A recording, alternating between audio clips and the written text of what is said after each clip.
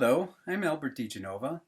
I'm the publisher and co-editor of After Hours magazine, which is a journal of Chicago writing and art. And I'm very pleased to have been asked to do a short piece on Chicago classics, or quarantine classics, as they've been called. I'm gonna read some excerpts today from Nelson Algren's Chicago, City on the Make. I have been a student of Chicago writers for my whole life, being a Chicagoan, and Nelson Algren probably has one of the most authentic Chicago voices of any Chicago writers. But I'm also a poet, and City on the Make, Algren called a prose poem about his hometown and nothing more. And I was really drawn to this book, which is not a long book. It's 100 pages long, depending on the edition, but it is truly a prose poem. And I want to read some excerpts for you. Ernest Hemingway, another great Chicago writer, said, "You shouldn't read this book if you can't take a punch." And I think that's part of the essence of Nelson Algren, the power of his words. So without further ado, I'm going to read some excerpts for you from Nelson Algren's Chicago, City on the Make. Once you've come to be part of this particular patch, you'll never love another. Like loving a woman with a broken nose, you may well find lovelier lovelies, but never a lovely so real.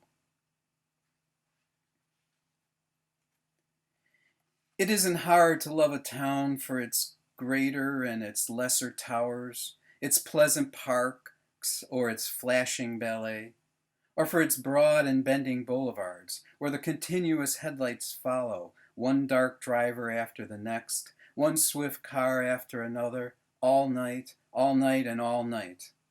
But you never truly love it till you can love its alleys too, where the bright and morning faces of old familiar friends now wear the anxious midnight eyes of strangers a long way from home.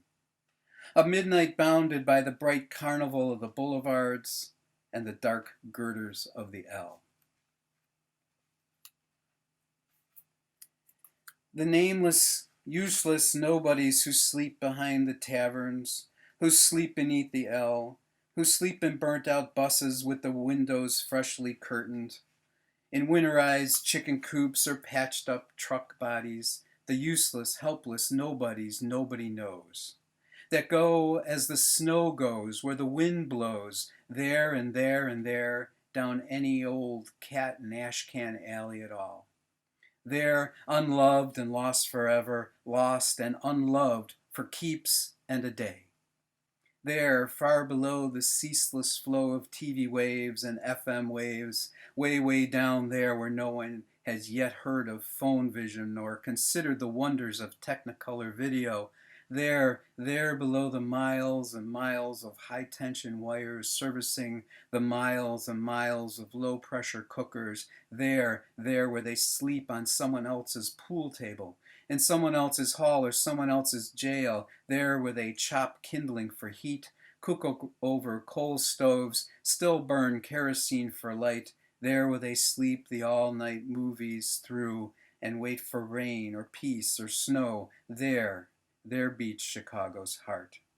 There, unheard by the millions who ride the waves above and sleep and dream, night after night after night, loving and well beloved, guarding and well guarded, beats the great city's troubled heart.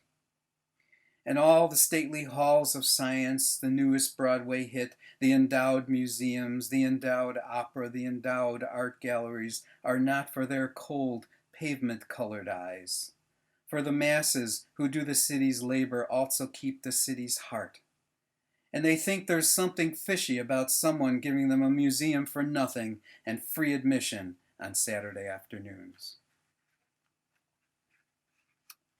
The Potawatomis were much too square. They left nothing behind but their dirty river.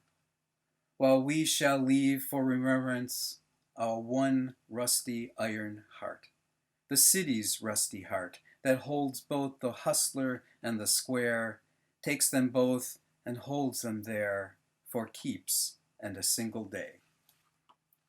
Well, I hope you'll go and read this small classic once again if you read it before.